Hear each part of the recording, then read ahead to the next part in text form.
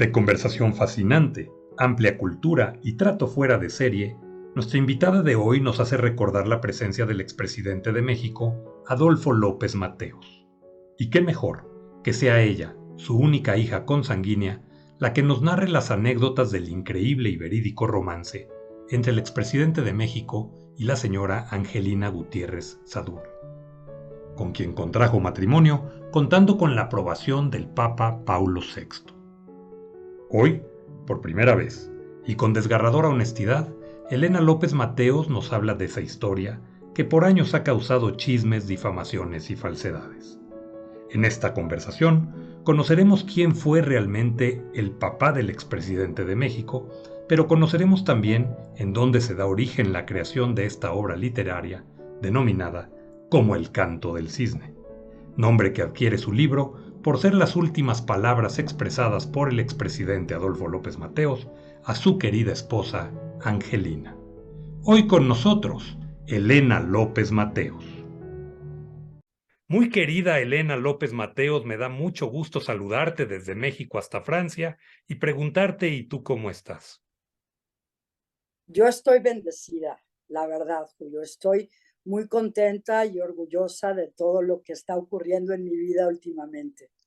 Pues puras cosas buenas, mi querida Elena, y no cabe duda que la vida es justa y tarde o temprano te permite tener grandes momentos y a nosotros nos permite a través de un amigo común, de Servando González, y de otro amigo común, Ricardo Oms, haber conversado contigo hace unos meses vía telefónica aquí en la Ciudad de México y pactar la posibilidad de este encuentro.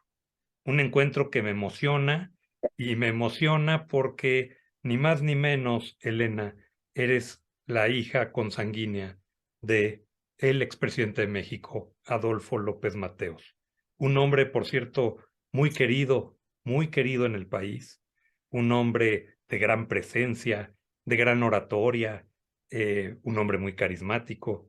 Yo podría decir que el padre de la electricidad en México, es decir, de la electricidad conocida ya como política pública, y sobre todo un hombre que tuvo y tendría muchas anécdotas a lo largo de su vida. Así que, Elena, me da mucho gusto saludarte este día, darte la bienvenida y que podamos platicar un poco de este libro que has publicado, que se llama Como el canto del cisne. Elena, bienvenida, ¿qué nos puedes platicar? Pues muchísimas gracias. Te puedo decir por qué fue que le puse como el canto del cisne. Y la verdad que me llegó la inspiración después de tener una conversación con mi mamá, donde me contó que las últimas palabras que mi papá le dijo a ella la última vez que se vieron fue: cuida mucho a mis hijos, te amo como el canto del cisne. Y mi mamá me dijo: yo no entendí lo que tu papá me estaba diciendo. Fue años después, comentándole esto a alguien, que me dijo: Angelina, tú sabes que los cisnes se aparean de por vida y solo le cantan a su amado antes de morir. Y fue en ese momento que mi mamá cayó en cuenta de la profundidad de la despedida de mi papá, que en verdad se estaba despidiendo de ella y nunca más la volvió a ver. Entonces, cuando mi mamá me contó esto, yo dije: hijo, eso sería un título maravilloso para un libro, como El Canto del Cisne. Y fue así como que tuve el título antes que el libro. Así fue. A ver, querida Elena, en el libro, que es un libro maravilloso, lleno de anécdotas, donde prácticamente plasmas un romance maravilloso entre el expresidente de México y tu mamá, y donde efectivamente también desbrozas la realidad de una relación que por muchos años en México fue un mito y que en la historia de nuestro país, en la historia oficial, poco se habla de ello. Sin embargo, No se habla, no se no se habla, habla. efectivamente, Oficialmente no se no se habla. habla. En la cultura general se sabía algo de esto. Y tú con auténtica naturalidad, con auténtico valor también, traduces esta historia en algo muy bonito. ¿Qué es lo que te hizo tomar la decisión? Supongo que mucho tiempo fue un respeto a la figura de tu padre y también a su primera esposa, pero ¿qué es lo que te hace mantener guardado este diálogo, esta charla contigo misma, primero que nada, lograr esa madurez y en ese momento decir, saco el libro en este momento? Mira, la verdad es que desde niña yo buscaba así las cámaras de televisión imaginarias que según yo filmaban la telenovela de mi vida, ¿no? Más que nada las incongruencias de mi infancia, porque no podía entender yo por qué el matrimonio de mis papás había sido secreto o por qué mi papá no había tenido tiempo de dejarnos registrados y tener actas de nacimiento. No entendía yo por qué mi mejor amiguita, que era hija de un senador, tenía chofer y 3 coches y mi mamá tenía un coche que se descomponía cada rato, ¿no?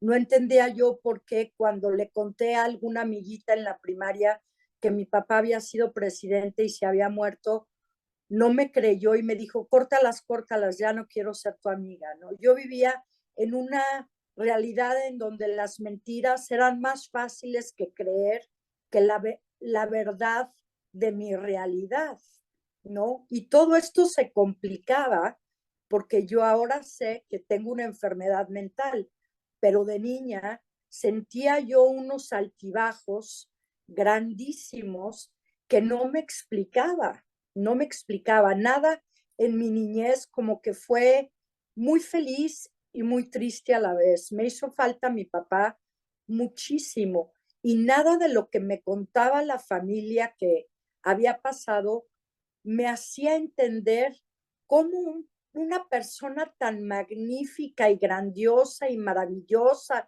y guapa y generosa y todas estas anécdotas increíbles no había podido tener el tiempo de reconocernos legalmente a mi hermano y a mí.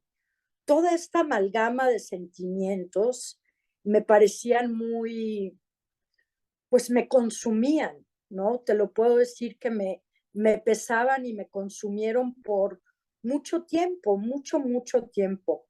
Y es que yo no sabía la verdad de la historia, no conocía la historia en su totalidad, conocía las anécdotas maravillosas que me contaba la familia de mi papá y el de vivir a la grande, como ellos se referían a la vida que se daba a la familia teniendo al presidente de amigo personal, ¿no?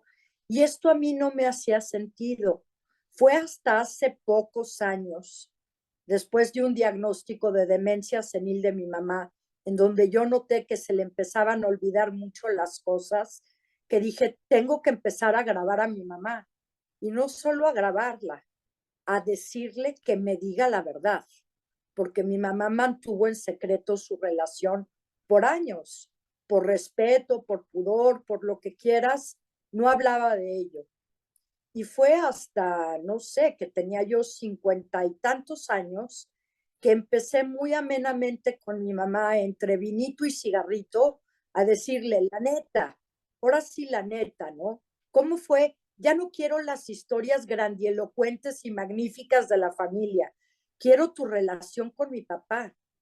Y me empezó a contar cosas muy tristes, la verdad, y muy fuertes que yo no conocía, que yo no sabía de su relación de matrimonio, como por ejemplo el hecho que mi papá nunca quiso pasar la noche con ella. Le hacía visitas de doctor todos los días, pero se regresaba a vivir a su casa de San Jerónimo, ¿no? Y eso yo le decía, mami, ¿cómo lo podías soportar? O sea, se casó contigo por la iglesia, con un permiso especial del Papa, tenía 2 hijos, o sea, ¿por qué no se quedaba a dormir contigo? ¿Por qué no te dio esa vida de casada que tú tanto ansiabas? Y me dijo, por 2 razones. Una, porque le importaba mucho el que dirán, el que iba a pensar la gente de él después de su presidencia, de tener una esposa tan joven y 2 hijos chicos. No quería manchar su legado.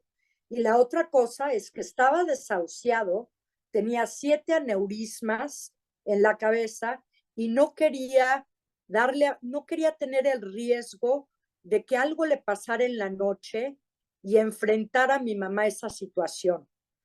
Mi papá de cariño le decía a mi mamá Serafín, porque los serafines son los ángeles más cercanos a Dios. Y de cariño le decía a Serafín, decía, ¿qué haría Serafín si a mí me pasa algo en la noche? Y mi mamá le contestaba, hablaría yo a tu casa, a que vinieran por ti, al capitán Silvetti. Y ese miedo al saberse desahuciado y quererle evitar problemas a mi mamá, y ese que dirán, fue tan fuerte que ni en la luna de miel pasaron la noche juntos. O sea, cosas muy fuertes que mi mamá me contó, que por primera vez me empezaron a cuajar a mí más en una historia real, no tanto de esa imagen mítica que tenía yo casi de mi papá, ¿no? Lo empecé a ver como humano, como una persona desahuciada que cometió errores y que creo yo en su larga agonía pagó, en su soledad y su agonía pagó.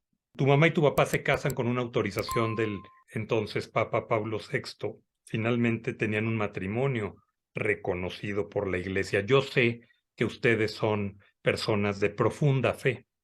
Tan lo sé que hoy Sí. tu mami, incluso hoy, prácticamente está en una casa de retiro, pasando esta etapa de su vida en el sur de la Ciudad de México, en donde además, rodeada de símbolos muy emblemáticos para ella, que son muy apegados a la religión. Son de monjitas, es la casa mater de las monjitas del El Sagrado Sagrado Corazón Corazón. para del Sagrado Corazón, y mi mamá fue toda su niñez y juventud al Sagrado Corazón. Y ahí está viviendo ahorita, muy contenta, pero con un rápido decaimiento de ya no, ¿cómo te explico? Ya no retiene ninguna información nueva. Entonces no sabe qué día es, por ejemplo, y te lo pregunta constantemente. Me pregunta en las conversaciones 3, 4 veces cómo está mi marido, cómo está mi suegra. Lo que le contesto ya no se acuerda, y entonces me lo vuelve a preguntar. Y esa es la situación de mi mami ahorita, aunque su memoria de largo plazo está intacta. Si tú le preguntas del romance con mi papá, ella te puede contar con detalles todo, pero no le preguntes qué desayunó hoy o qué día es o nada de eso. No es su memoria de corto plazo la que está muy afectada. Así es, y para las personas que nos hacen favor de vernos, también dar el antecedente. Don Adolfo López Mateos, algunos años estudiaba para abogado en la UNAM, pero no se recibió. Y en el año de 1929 se mete a la campaña política de José Vasconcelos. Y ahí, en las revueltas que hay posteriormente a esa campaña, que fue contra Pascual Ortiz Rubio, es donde golpean una ocasión a don Adolfo López Mateos, lo golpea severamente la policía y producto de ello le vienen problemas de Los lesiones, aneurismas. exacto, lesiones en el cerebro, los aneurismas, etcétera. Pero ahora vamos a la parte bonita de tu historia, mi querida Elena, porque además la cuentas sabroso, le pones sabor al caldo, digamos, como decimos acá en México. Y la verdad es Gracias, que con chile y limón. con chile y limón y lo empiezas a narrar de una manera muy romántica.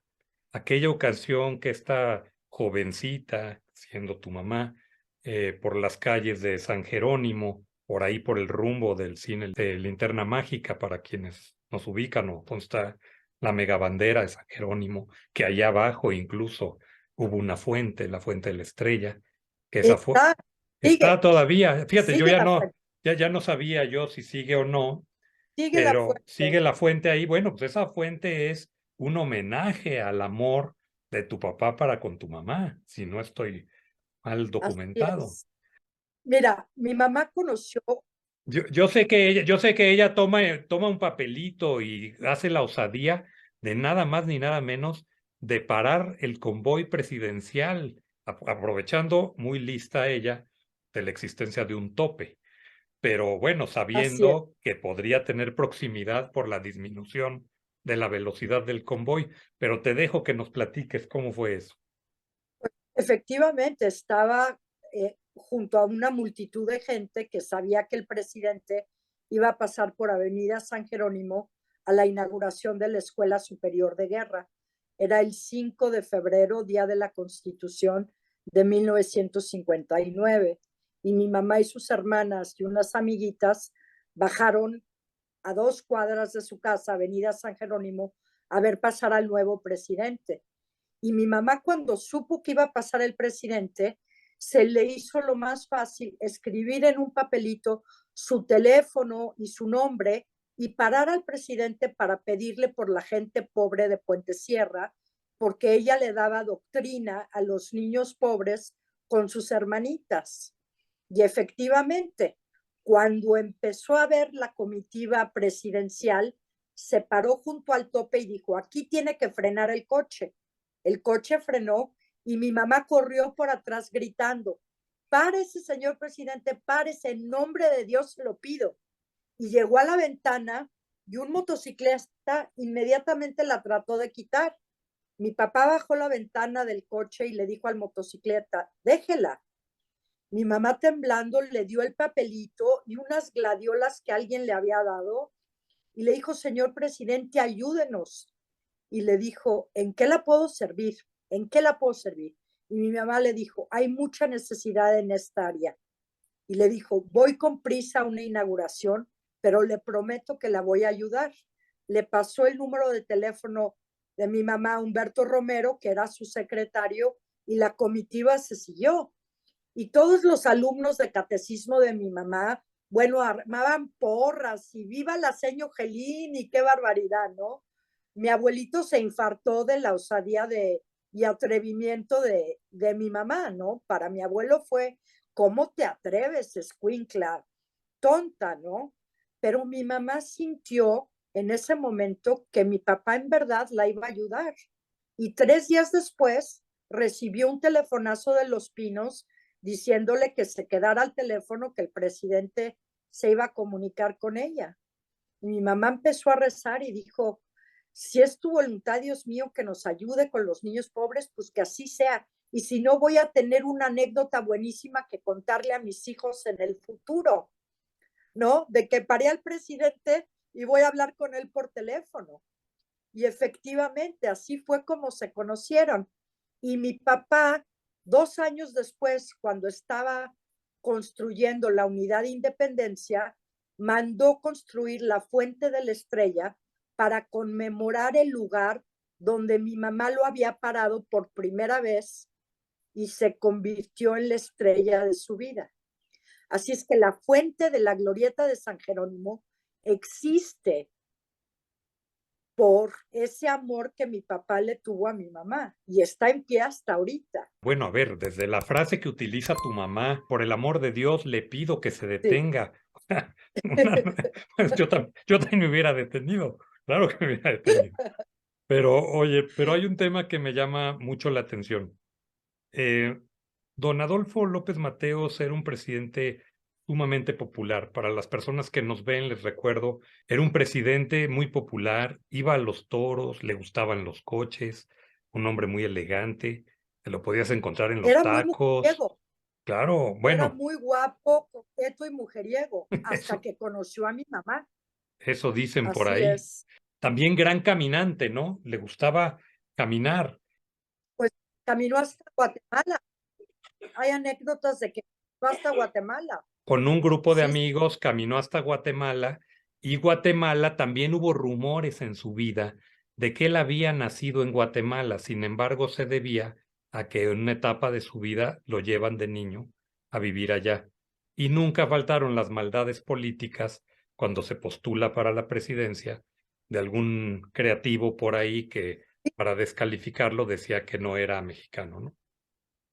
Y otro hecho, que esto sí es verdad y no se conocía, fue que el papá de mi papá era un español eh, de Murga.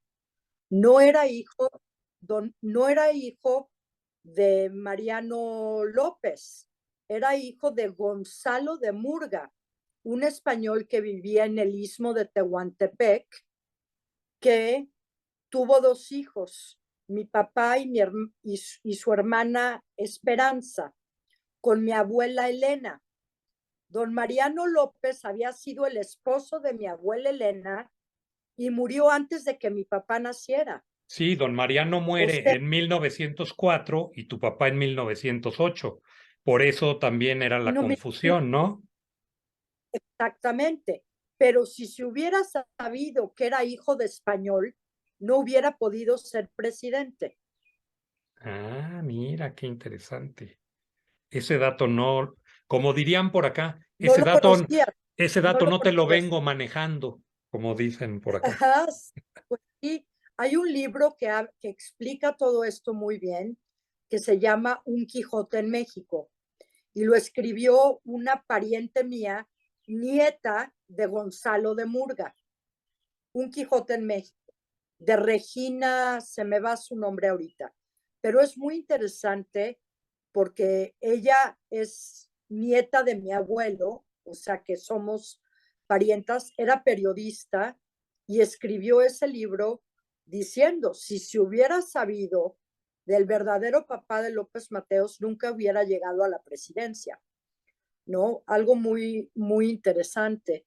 Y yo conocí a otra parienta de ella, de la familia de mi abuelo, que me confesó a mí que mi papá siempre pensó que su papá era su padrino y que fue en su caminata a Guatemala que pasó a ver a su padrino en el istmo de Tehuantepec, que tuvieron una discusión muy fuerte y nunca se volvieron a ver.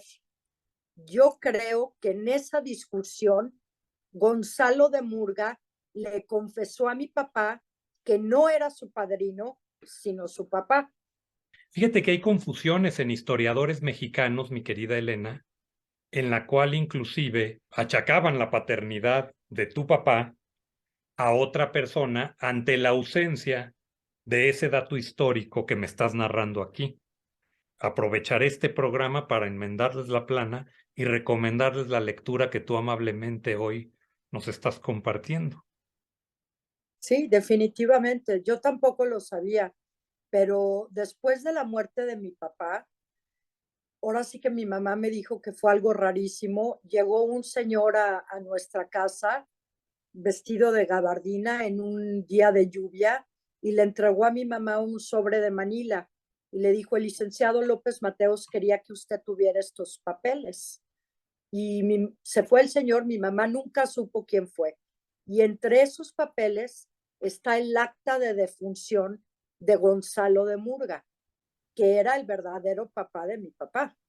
Qué interesante. Entonces, sí, sí, sí, muy interesante. Y murió asesinado, murió de un balazo en el istmo de Tehuantepec, era un hacendado, creo que tenía un ingenio de azúcar y ya no me acuerdo ahorita muy bien, pero sí me parece muy interesante que si hubiera sido Adolfo de Murga, no hubiera llegado nunca a la presidencia. Alguna vez algún historiador incluso mencionaba, claro, sin afirmarlo, que había un rumor de que podría haber sido hijo de Isidro Fabela.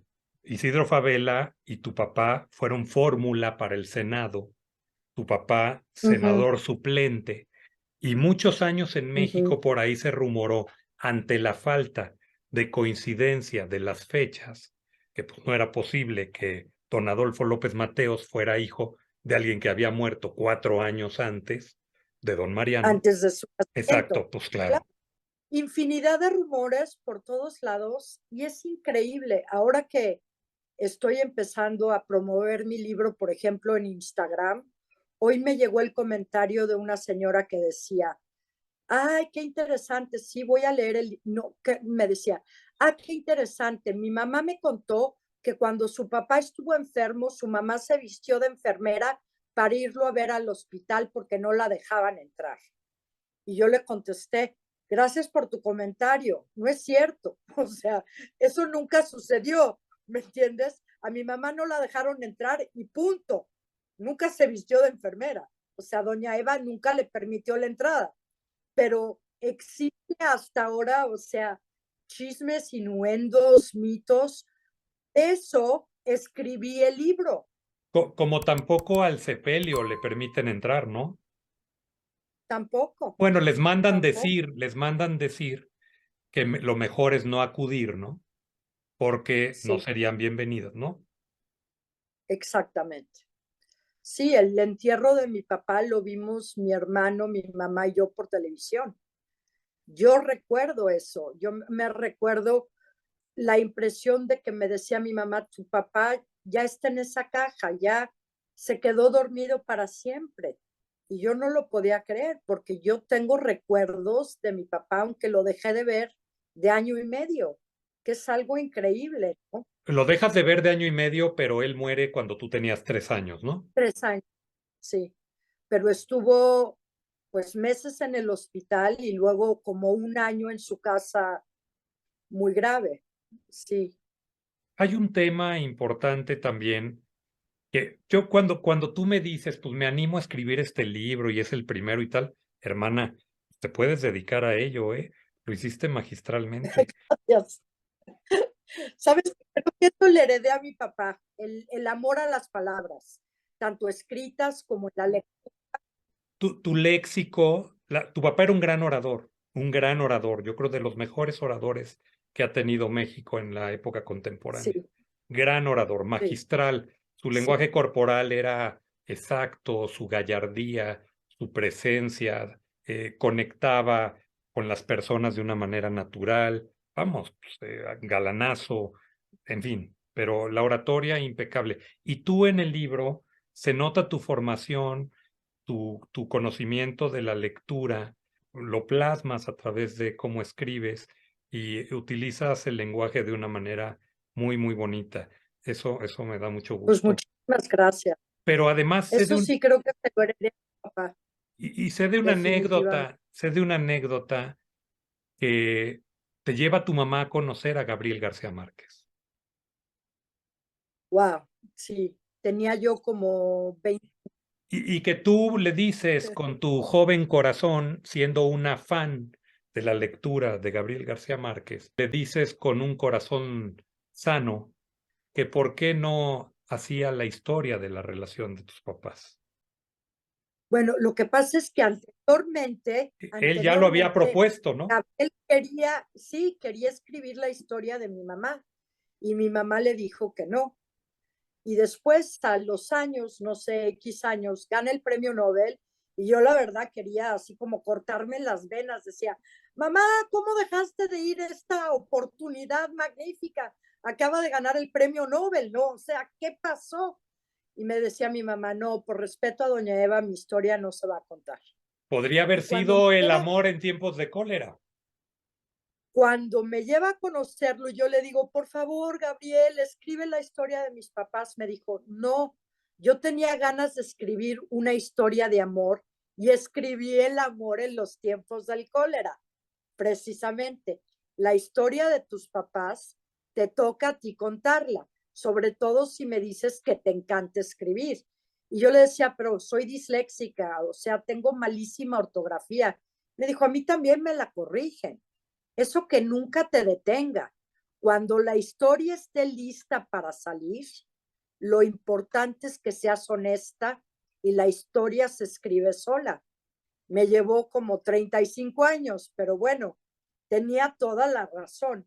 En efecto, la historia se escribió sola, pero tuve que ser muy honesta, ¿no? O sea, muy honesta conmigo misma para poder escribir como lo hice.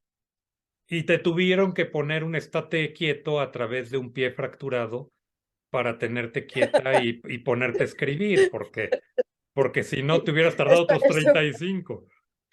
creo que sí. Creo que sí, pero la historia ya se estaba marinando, ¿no?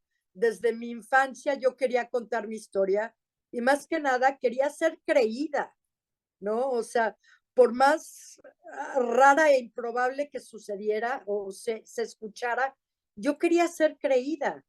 Y creo que finalmente logré no solo contar la verdad de la historia, pero un poco reivindicar la persona de mi mamá, no solo en mi punto de vista, sino para las personas y la cantidad de chismes que han seguido a mi familia por años, Cuéntame una ¿no? cosa, Elena. Hay personajes en la vida pública de México que estuvieron muy relacionados a tu papá.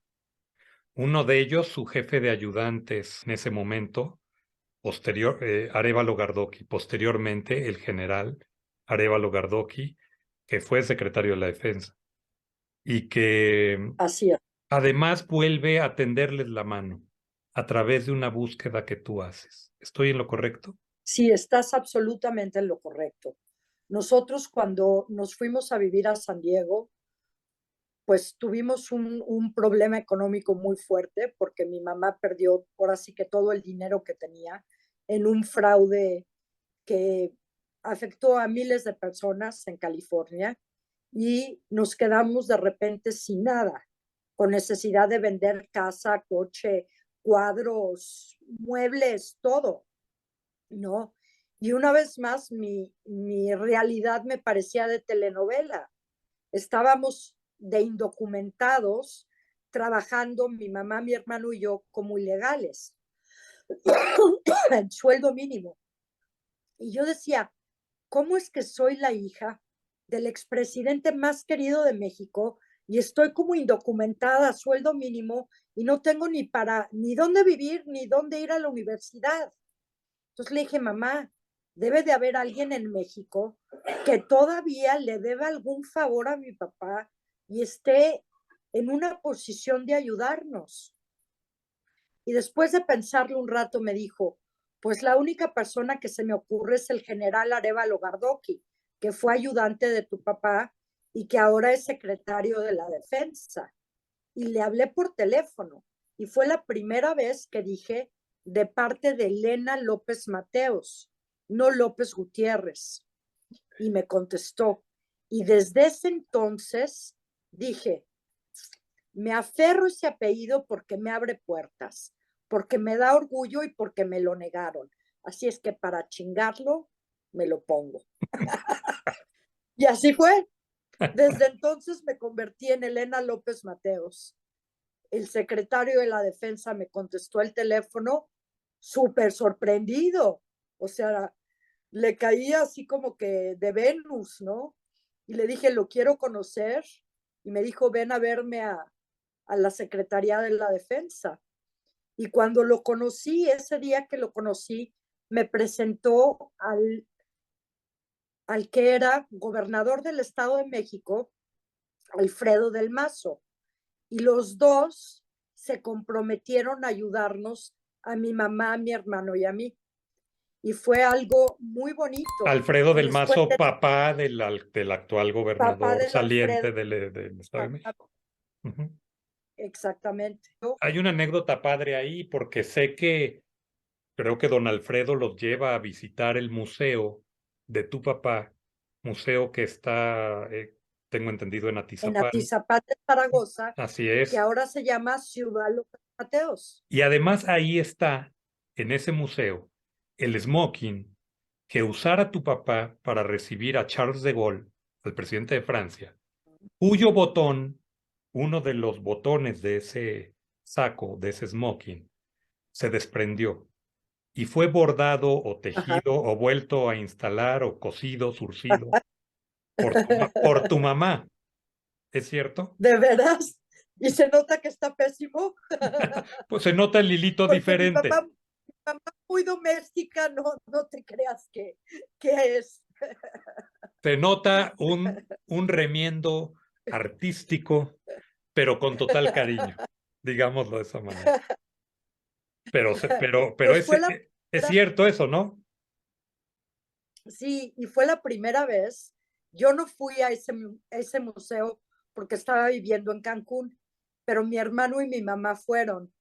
Y yo me acuerdo de platicar con mi hermano, bueno, no solo de lo emocionante de haber viajado en helicóptero, pero de sentirse por primera vez reconocido públicamente como hijo de mi papá.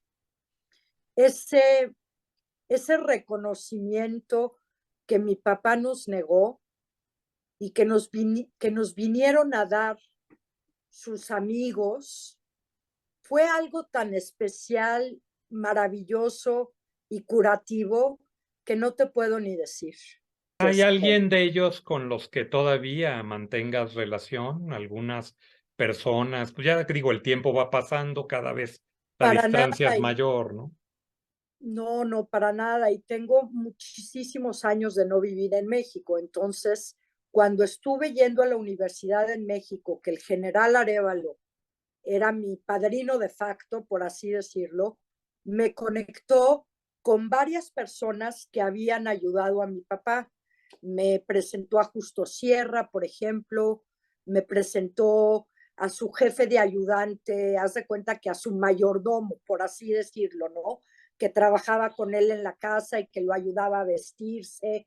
Y, y bueno, tuve la oportunidad de convivir con gente que estuvo muy cercana a mi papá y que por cariño a él nos tenían cariño a mi hermano y a mí.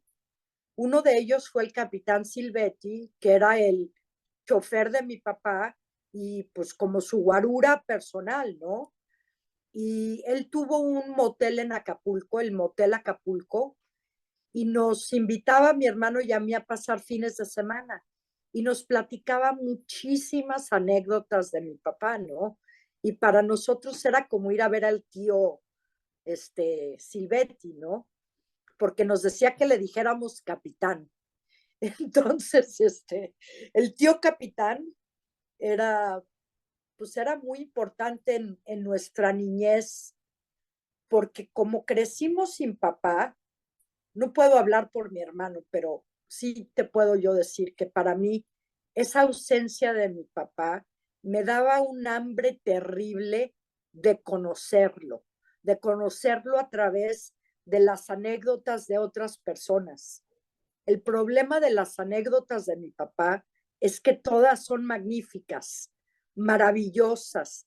Era un hombre guapísimo, generoso, que se iba a los toros sin escolta, que se iba a comer tacos del sol a Toluca con mi mamá en sus coches sports, o sea, ¿me entiendes?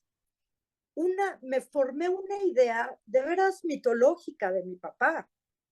Y no fue hasta hace pocos años que esa imagen de niña se me cayó por completo y empecé a ver a mi papá ya de adulta como un hombre enfermo, como un hombre débil, como un hombre que le importaba mucho el qué dirán, como un hombre muy egocentrista, egoísta, ¿no? En muchos sentidos, que lo bajó de ese pedestal y lo puso más a nivel humano, ¿no? De una manera más comprensible para mí como padre que ese ser más grande que la realidad, ¿no? Definitivamente.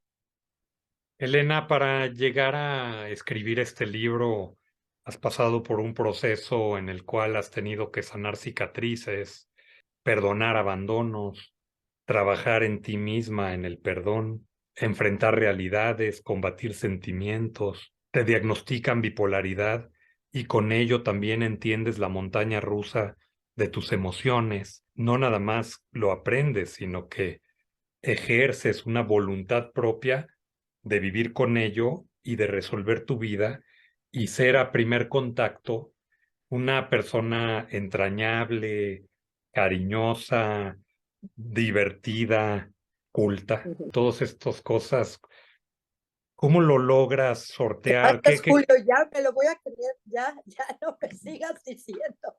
Debes de creerlo porque lo eres, debes de creerlo. Desde el primer contacto que tuve contigo, cuando fue telefónico, dije, qué persona tan linda, qué padre, qué ligera, qué auténtica. Eso es muy bonito. ¿Qué te ha dejado a ti este libro para que cerremos esta conversación? ¿Y por qué le recomendarías? Digo, yo tengo mil razones por qué recomendar tu libro. Creo que lo he dicho a lo largo de todo el Gracias. programa. Pero tú, por qué lo recomendarías y lo recomendarías como qué? ¿La historia de o cómo lo recomendarías? Qué bonito lo que me estás preguntando. Yo te puedo decir que para mí escribir este libro ha sido la mejor terapia de mi vida. Me ha dado una paz interior extraordinaria, ¿no? Era una historia que ya se me escupía del alma por contar. Entonces yo te podría decir que lo que me gustaría que la gente sacara de mi libro son dos cosas. Una, la verdad de la extraordinaria historia de amor de mis papás y la otra, mi gran fe en Dios, porque creo que doy testimonio de mi fe en Dios y creo que escribir el libro me hizo comprender muy a fondo que lo que me hace llevar una vida extraordinaria, además de tener una historia extraordinaria que contar y una mente bipolar, es que vivo en congruencia con mi fe, que trato cada día de hablar lo que pienso, de actuar lo que digo, donde mis pensamientos, mis palabras y mis acciones están en concordancia con mi fe. Y eso creo que me hace tener una vida extraordinaria. Como extraordinaria eres tú, mi querida Elena. Elena López Mateos, me da mucho gusto haber conversado contigo este día. Me hayas hecho favor de regalarme tu tarde desde la campiña francesa, también Así es. robándole tiempo a Dominique, pero para poder tener esta conversación en el afán de presentarle al público que nos hace favor de vernos tu maravilloso libro. Te deseo mucho éxito, Te lo Elena. agradezco muchísimo. Muchísimas gracias por esta oportunidad y por esas preguntas tan lindas y profundas que me hiciste. Gracias por dejarme compartir. Muchas gracias, Elena. Y tenemos compromiso para que cuando vengas a México, país, y obviamente a Tizapán, visitemos juntos ese museo, que nos dará mucho gusto ir de la Me mano encantaría. contigo y conocer ahí las ¿Viste anécdotas. las fotos de mi libro? Y cómo ¿Viste no, todas las fotos de mi maravillosas, libro? ¿Viste maravillosas. esa foto donde está el actual gobernador Alfredo del Del Mazo Mazo. Ujú. parado enfrente de una foto de mi papá? Claro, claro, claro. Tiene muchísimo ¿No? significado y ahí entendí muchas cosas de esa historia y de esa parte tan humana de la familia del Mazo de reconocer, obviamente, la historia de ustedes y del expresidente. Sí, la verdad que se lo agradezco muchísimo al licenciado del Mazo y bueno, quién sabe, igual me gustaría conocer al gobernador para decirle lo lindo que fue su papá conmigo. Pues habrá oportunidad, cuenta conmigo de cómplice para hacerlo. Órale, ya estás. Te envío un abrazote, mi Estás querida Elena. Muchas gracias. igualmente. Cuídate Cuídate mucho. mucho. Besos. Buena tarde, Bye. gracias. Hasta pronto.